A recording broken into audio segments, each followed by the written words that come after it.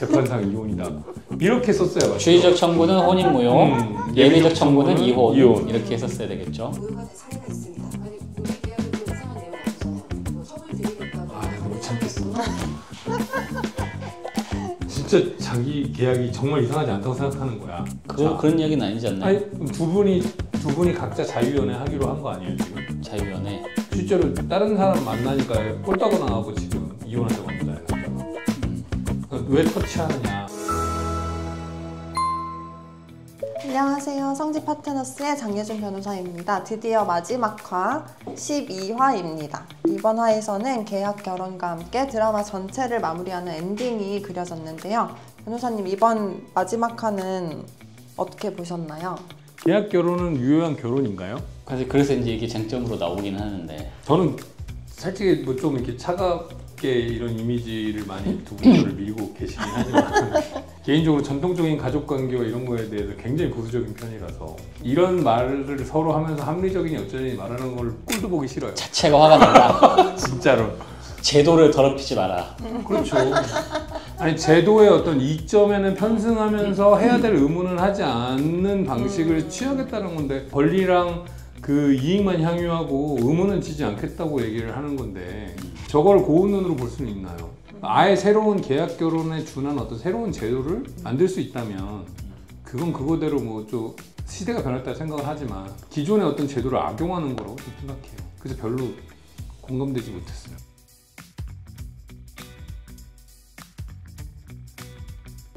정말 미안한데 나 이제는 사람 없는 가정에서 살고 싶지 않아요. 혼인 파탄 사유가 남편에게 있나요?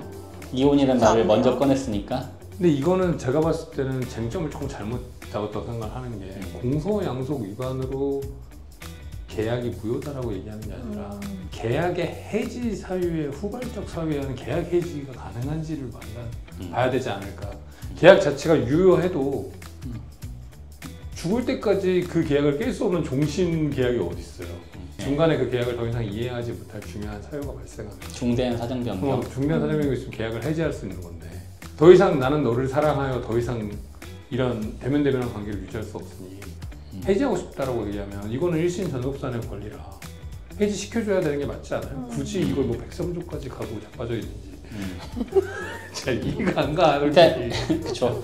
근데 일단은 혼인 신고가 돼 있으니까 이제 이혼 소송으로 올라왔으니까. 그렇죠. 그러니까 이게 쟁점이 보면은 이혼에 대해서 다투는데 그 계약이 위법이라고 얘기를 하는 거고, 그러면 이게 사실은 소송을 이혼이 아니라 혼인무효 소송을 했었어야 말이에요. 최초부터 혼인의 의사가 없이 외향만 혼인의 실질을 갖추기 위한 소송이었으니까 혼인무효다. 예비적으로 만일 그 혼인이 실질이 있었다면 더 이상 살 수 없는 중대한 사정 변경 6호 사유로 재판상 이혼이다. 이렇게 썼어야 맞죠. 주의적 청구는 혼인 무효, 예외적 청구는 이혼 이렇게 했었어야 되겠죠. 그렇죠. 생각보다 있어요. 실무상에서 많이 나오는 혼인 무효는 이런 거보다는 요즘에 그 술 취해가지고 하는 경우들하고 다문화 가정에서 그런 경우도 많죠. 위장 혼인. 그러니까 우리 지금 국제 결혼하는 분들이 한국에서 뭐 동남아 같은 데 가서 거기서 한 3일 정도 혼례식도 하고 그다음에 한 일주일 정도 여행하고 들어와가지고 혼인신고하고 먼저 들어오는 경우가 많잖아요. 근데 이제 나중에 입국을 안 했다. 근데 혼인신고는 됐잖아요. 그러면 이거 이혼으로 하기에는 자기가 사실상 혼인을 한 것도 아닌데 이거 혼인 무효 소송 해주세요, 이런 경우가 좀 많이 있는 것 같아요. 무효가 될 사례가 있습니다. 아니 우리 계약은 좀 이상한 내용이 아니잖아요. 뭐 처벌 드리겠다고. 아, 내가 못 참겠어. 진짜 자기 계약이 정말 이상하지 않다고 생각하는 거야. 자, 내가 장예준 변호사의 첩이 돼서 살겠다고 계약을 하는 거는 무효인데, 장예준 변호사가 마음대로 첩을 드릴 수 있도록 허락하는 계약은 무효가 아니라는 얘기를 하고 있는 거거든. 그런 얘기는 아니지 않나요? 아니, 두 분이 각자 자유연애 하기로 한 거 아니에요 지금? 자유연애.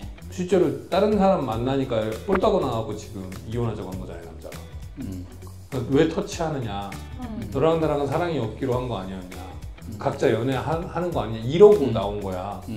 그러면 첫 계약을 맺은 주체인 한 명에 대한 첫 계약은 무효인데 잠재적으로 1000명하고도 첫 계약을 맺을 수 있는 이 계약은 유효하다고 생각하는 거라니까 지금. 말이 안 되는 거잖아요, 이게.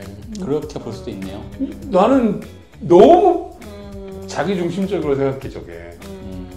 누구하고 만나도 그 조론이라는 표현 많이 쓰잖아요 요즘. 이제 근데 이제 또 그런 건 차이는 있지 않나요? 첩은 어쨌거나 그 되게 연애랑은 다르게 거의 중혼에 대해서 혼인신고가 안 될 뿐 사실 중혼을 유지하는 정도의 어떤 관계고 이 사람들이 하는 거는 그냥 뭐 만났다 헤어졌다 만났다 헤어졌다 이런 정도니까. 그러다가 깊은 관계가 될 수도 있는 거 아니에요? 그러면 어떻게 되나요? 그렇게 되면 이 계약을 깨야 되나?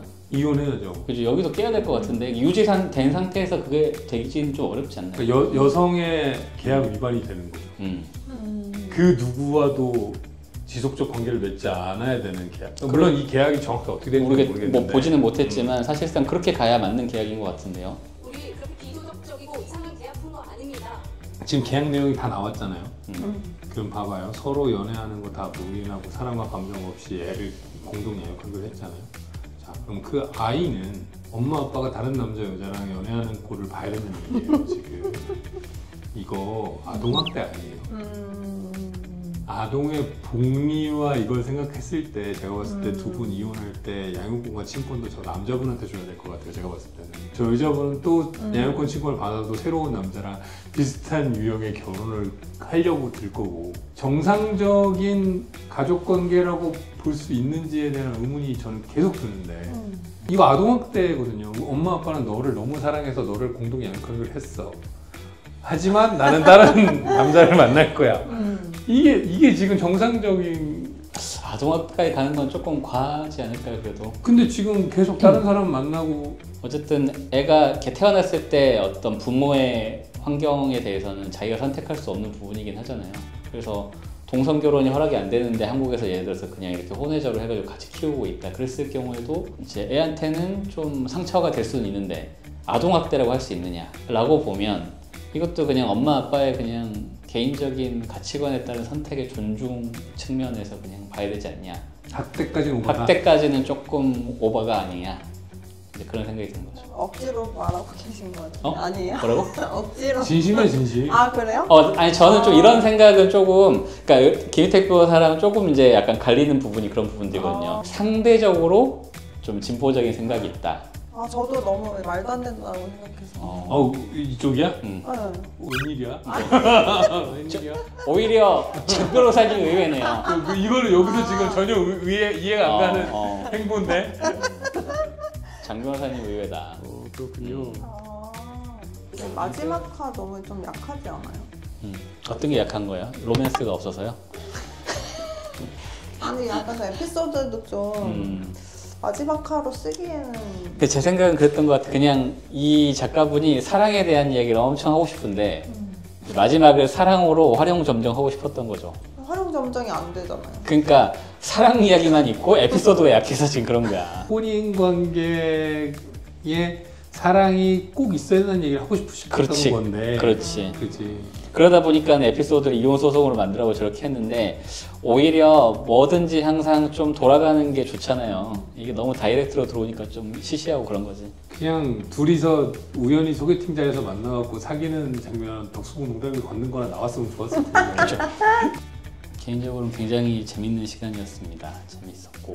그러니까 어찌됐건 사람들이 그 일반인들을 만나면 법정 드라마를 그래도 많이 좋아하시는 것 같아요. 왜 좋아할까 생각해보면 변호사는 어떻게 사는지 좀 궁금한데 이제 그런 게 나오는데 그때 말씀드린 것처럼 좀 실제랑은 다르다.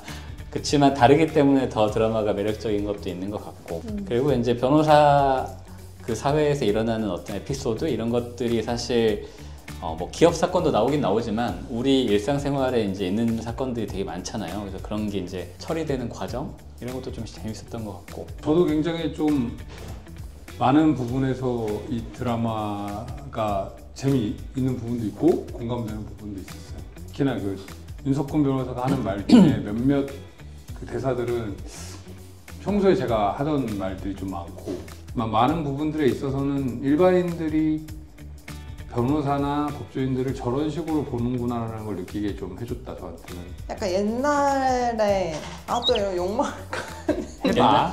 옛날 생각나? 알려주실 거야.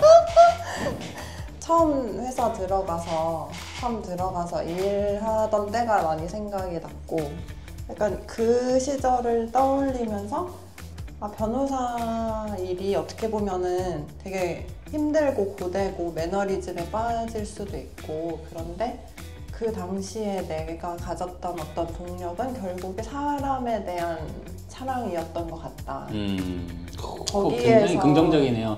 내일 배당 2개요. 이 거세를 몰아서 내일 장 변호사님께 배당을 2개를 하겠습니다. 겨우 2개로 되겠습니까? 네, 이렇게 에스콰이어 마지막 화까지 함께 보셨습니다. 드라마는 끝났지만 우리가 다룬 주제들은 현실에서 여전히 계속되는 문제들입니다. 이런 문제들이 단순한 갈등으로만 남지 않고 더 합리적으로 해결될 수 있도록 제도와 인식이 조금씩 바뀌어야 하지 않을까 싶습니다.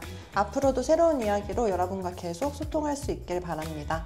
끝까지 함께 해주셔서 다시 한번 감사드리고 또 다른 리뷰로 찾아뵙겠습니다. 감사합니다. 감사합니다.